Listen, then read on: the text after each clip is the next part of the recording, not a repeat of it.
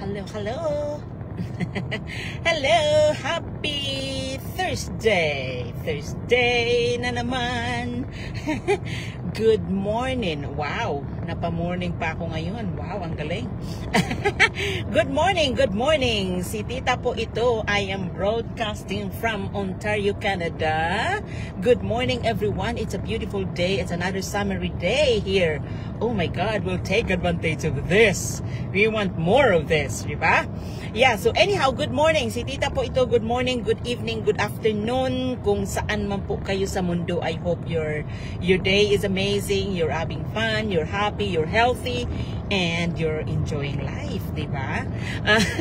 Yeah, so anyhow, as I have mentioned earlier, dito po ako sa Ontario, Canada. Super, super ganda na naman ang panahon. Yes, yes. Napaaga yata ako ngayon, Even na after na nag-shopping na ako.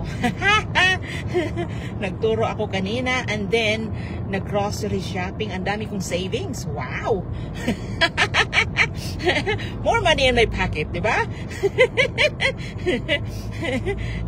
Look at the positive things, not the negative. No, ang dami kong savings nga. So which is amazing. Yee, blessings. Yeah, so anyhow, shout out sa aking mga followers. I always say that. Ang bilis lumago ng aking business page. My business page is Tita Vargas D. Andito yata ako nag-broadcast today. And then ang aking personal page, kung nagawin po kayo, is Tita Vargas lang po. But anyhow, yeah, so shout out sa aking mga followers, mapabago man o mapaluma, maraming salamat. I appreciate you guys, each and every one of you. I appreciate na nagko-comment kayo sa mga post ko or nagsishare kayo. So maraming salamat. But anyhow, pag-usapan natin today ay talagang life lang talaga. So ang nilagay ko po diyan sa aking caption is aim higher. Aim higher because you are better than you think. Totoo po. Because kung hindi tayo mag-i-aim ng mas mataas kaysa doon sa ginagawa natin sa current situation natin, kung hindi tayo mag-i-aim ng mas mahaba, parang ang init na naman, mapainit. Siguro hindi ako magtatagal today, guys, okay? Kasi parang super init. Naandyan kasi naka-expose yung phone ko sa araw, kaya ganun. Nagrereklamo minsan. But anyhow, kasi ang mangyayari kasi pagka hindi tayo nag-aim ng mas mataas pa kung saan man tayo ngayon, ang mangyayari parang lang tayo, magpabanjing-banjing lang pa. Because let's say for example, kung ikaw di ba kung nasa school tayo, pag binigyan tayo ng assignment, pag binigyan tayo ng thesis or kung anumang research ang gagawin natin, so magkukumahog, Janelle, thank you for watching, magkukumahog tayo na mag-research, di ba? Nagpupuya tayo talagang, kasi siyempre, kailangan natin na, I don't know about you guys, pero ganyan ako, ayoko na mababa ang grades ko. Parang talagang magsusumikap ka para maganda ang result ng assignment mo or kung ano man yung homework mo. So the same way, Joseph, thank you for watching. The same way, if you're an employee, hindi ka tataas kung hindi mo aralin kung ano man yung next step diyan sa rank mo, di ba? So, kaya sabi ko diyan, aim higher, kasi dapat talagang ganon. Kasi kung hindi tayo, sorry guys, break muna. Because what's gonna happen is parang kung wala kang pangarap, wala ka talagang walang pangarap na umasenso ka diyan sa ginagawa mo. Let's say kung naandyan ka na the same employer for decades, di ba? Okay lang 'yun. So long as nag-i-improve ka. personally, and then of course pagka nag-improve ka personally, mai-improve din yung rank mo, di ba? And mai-improve ang rank mo, mai-improve din ang sahod mo, di ba? Ganun lang yun, tulay-tulay lang yun. tulay-tulay lang yun. Now, the main thing is that if you don't aim higher, tatanggapin mo lang kung ano yung binigay sa iyo, kung ano yung kung saan yung pwesto mo ngayon. Tatanggapin mo lang yun. Ganyan lang ba ang buhay? No. Dapat hindi ganun. Because we are capable. Hindi natin malalaman kung ano ang kaya natin unless na mag-take tayo ng next step. Talagang true yan, guy, because for me, yes, that's what happened. Kung hindi ako kasi talagang alam ko sa sarili ko that I can do more. Kaya hindi ako tawag nun, hindi ako yung nagto-turn down ng offer na kahit na halimbawa lang na andyan, ito yung task ko. Alam ko na yan yung task ko sa position ko. Pero pag inasa ko ng supervisor ko o ng manager ko, can you do this one for me? I don't say no. I don't say no. Rufa, thank you for watching. I don't say no because yan yung magiging susi mo. Tinitingnan ka lang, inoobserbahan ka lang ng manager mo, ng supervisor mo, kung ano talaga ang kaya mo. Kung ano yung attitude mo, kung ano yung attitude mo sa work, kung paano ka nag-show up every single day sa trabaho mo, kung ano yung willingness mo na matuto ka ng ibang step para ka ma-promote, di ba? Kasi kung hindi tayo mag-aim higher, kahit hindi natin alam yan, kahit hindi natin alam, we ask, di ba? Nagre-research tayo kung anong gagawin natin. So di ba, pagka ganun kasi ang mangyayari is nai-stretch yung utak natin, hindi tayo yung na-stagnant lang. Diba? So talagang capable kayo, guys. Yun ang sasabihin ko kasi ang dami-dami, i-connect ko na naman ito sa ginagawa kong negosyo. So most of you guys, sa mga followers ko, you know that I have an online business, attraction marketing, kaya yun ang sinishare ko, kaya andito ko sa Facebook. Facebook is my biggest platforms, but anyhow, yun ang negosyo ko. Kung kayo ay nag-follow sa akin, you know what I'm saying. But anyhow, yun ang, sana ba ako? Yun ang ano ko. Kasi ang dami kong nakakausap na sasabihin, no, I'm not tech savvy. I am not, you know, they're like, you know, they're limiting themselves na talagang hindi ako ganito, hindi ako ganyan. Instead, as opposed na sasabihin, tuturuan mo ba ako? Kaya ko yan pag may nag-guide sa akin. Yung bang open ka na matuto, diyan ka makakakita ng magandang, mas malawak na oportunidad. Hindi lang, I'm not saying this when it comes to just the business, but in terms of anything in your life. Diba? Kasi yan yung mag-open, kung willing ka kasi na matuto, willing ka na i-expand yung knowledge mo in any areas of your life, mas malaki ang chance mo na tawag nun, na mag-improve sa buhay, because people will see it. People will see it na talagang nagkukumayod ka, talagang nag-i-effort ka na ma-improve ang sarili mo.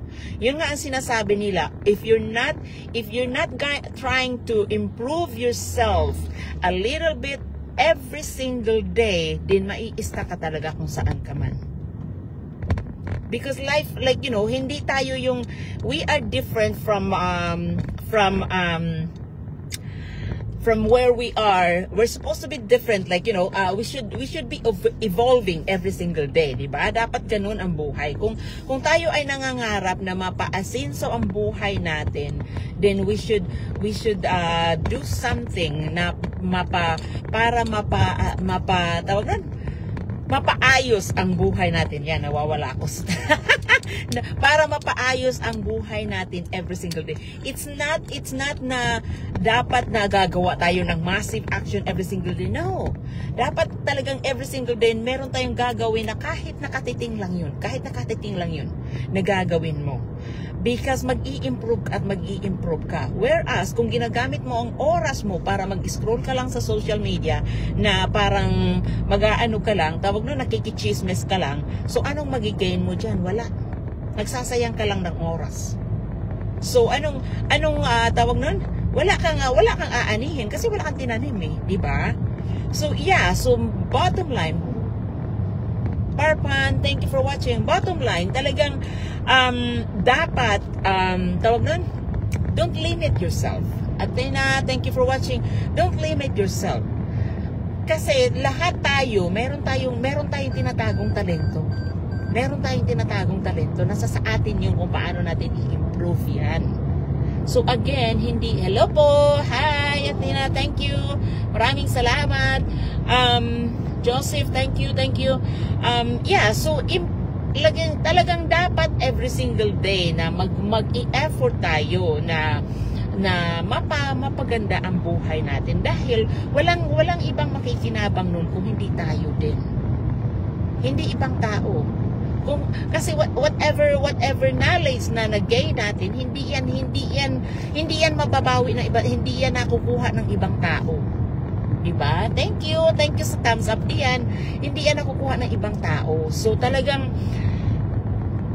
nasa sa atin yung kung paano natin gagamitin ang oras natin.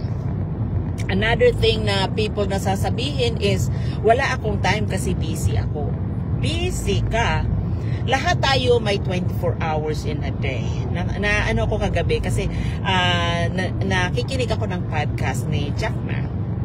Jack Ma is talagang nag-umpisa yan sa wala. Drop out yan. So, hindi ang pag-improve natin sa buhay, hindi na dahil tayo ay matalino. No. Nasa sa atin yun. Because merong maraming matatalino na tao, pero na tawag nun, hindi sila talagang, wala sila sa itaas. Marami. So, depende yan kung paano natin gagamitin ang oras natin every single day.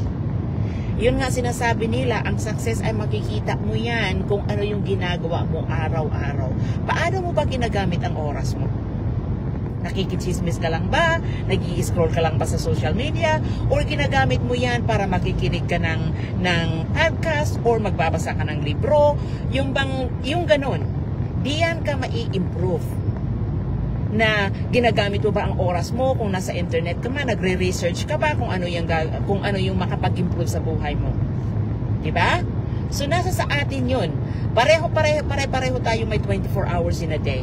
So nasa sa atin 'yun, depende sa atin yung kung paano natin gagamitin. So aim higher guys, hindi tawag nun, marami pa tayong matututunan. Hindi porket may edad na tayo ay nag-i-stop tayo doon. No. Every single day mayroon tayong chance na ma-improve ang buhay natin. Uy, nandito na naman ako sa sa dead spot. Hello po, ma'am. Okay. So, yeah. So, anyhow, Elizabeth, thank you for watching. Yeah. So, every single day. Kasi dapat talagang, tawag nun, depende sa atin yung kung paano nga natin gagamitin ang time natin. Diba? So, 24 hours in a day, bakit yung ibang tao maraming na-accomplish para mag-improve ang buhay nila for the 24 hours? Bakit sila ganun? Diba? Kung nag-ano ka lang, nag-i-sleep in ka, whereas yung ibang tao nagkumayod na, diba? So, anong aanihin mo? Ganun lang yun, diba? But anyhow, I hope it makes sense, pero just like, aim higher talaga. Kasi hindi natin malalaman kung ano yung kaya nating maabot unless na nag-step out tayo sa comfort zone natin. Kung ang mentalidad natin is okay na ako dito, okay naman, Tres, no, thank you for watching, okay naman yung kinikita ko, so okay na ako dito. No, kung ang mentalidad natin ganun, hindi tayo mag-i-improve. Okay, kung okay ka na, pero hindi mo alam, katulad ngayon, ang taas-taas na ng bilihin. Kung ang sahod mo 5 years ago is nag-increase lang yan ng 1,000 after 5 years, paano ka makakaraos now na mataas na ang bilihin, di ba?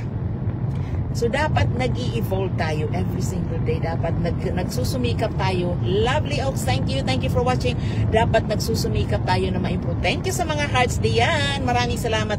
Dapat nag-i-improve tayo. Naghahanap tayo ng way kung paano natin ma-improve ang sarili natin. Dahil guys, makakatulong yan sa atin in every areas of our life. Yes, hindi lang sa finances natin, sa lahat ng areas ng life natin. So, kung titingnan niyo kung ano yung mga habit ng mga successful people, oh boy. Hindi sila yung ano lang. Rosalie, thank you for watching.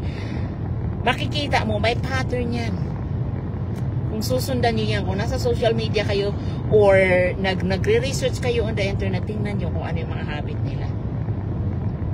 Hindi sila yung mga kung may ano sila, kung kahit na marami ang mayaman na nag-umpisa sa wala.